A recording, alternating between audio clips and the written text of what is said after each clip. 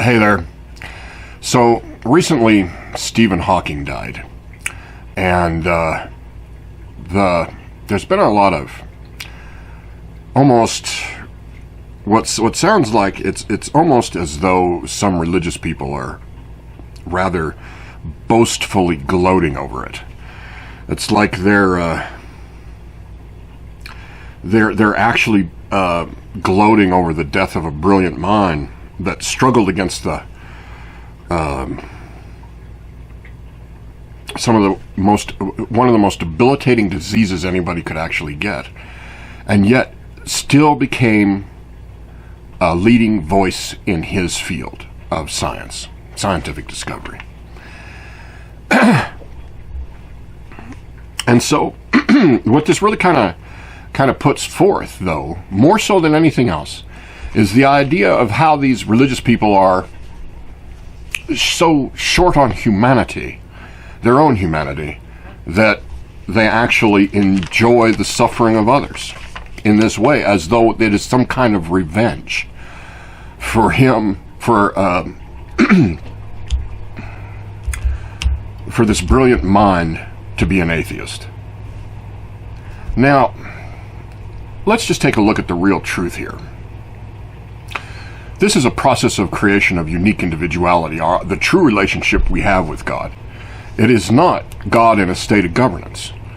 Only the church exists in a state of governance, because those that are in the church have subverted the word for their own self-interests. So, our relationship with God is a process of creation of unique individuality, and in that state, in that truth, God is going to create people, human souls, that have no interest or desire to even contemplate or know or think or believe in God at all. And that is just fine with God, because it is the diversity of individuality and the state of uniqueness that is what is the objective of God here in this place. Creation of unique individuality. And some of those individuals may not believe in God, and that is just fine with God, because in the end, God is an event, not an infinite, and there will be a time when God will live among us as someone other than God. So the truth here is, you don't have to believe in God. See, we are entering the age of logic and reason. And one big part of that is the logic expression that science is. They have what they call scientific theory, which is every theory is open to discovery and peer review, debate, further experimentation, so that truth can really be known in a logically impartial, straightforward kind of way, through process, rather than the magical, mystic approach of an answer as to what the relationship between us and God is, by a just take it on faith because the church orders you to kind of approach to this reality. Now, the truth of all things is, the earth is not 10,000 years old, as the Christians demand all of us believe that it is. It's several 100 million years old, as shown by the logic of science.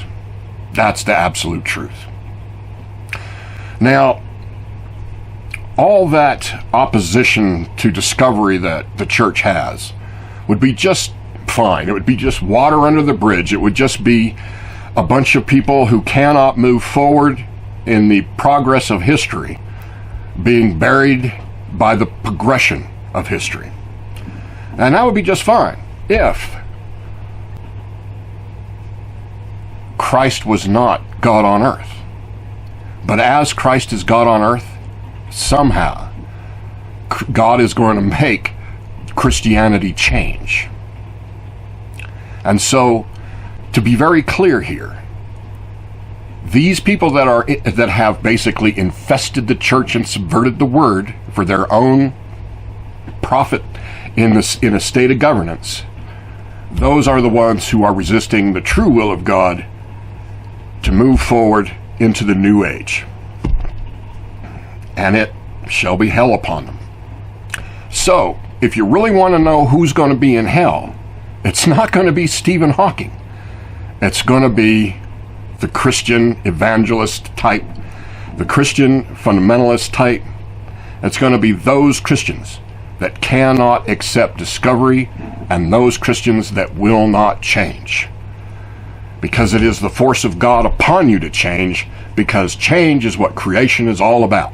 So if you're going to resist change in this basic, very fundamental way, then you're going to resist the will of God upon you. And good luck with that. So the real truth here is, the Christians will change, even though they may complain the whole frickin' time. But they will change. And this dogma will accept discovery. And Stephen Hawking is not in hell. All right? So with that, I'll see you next time.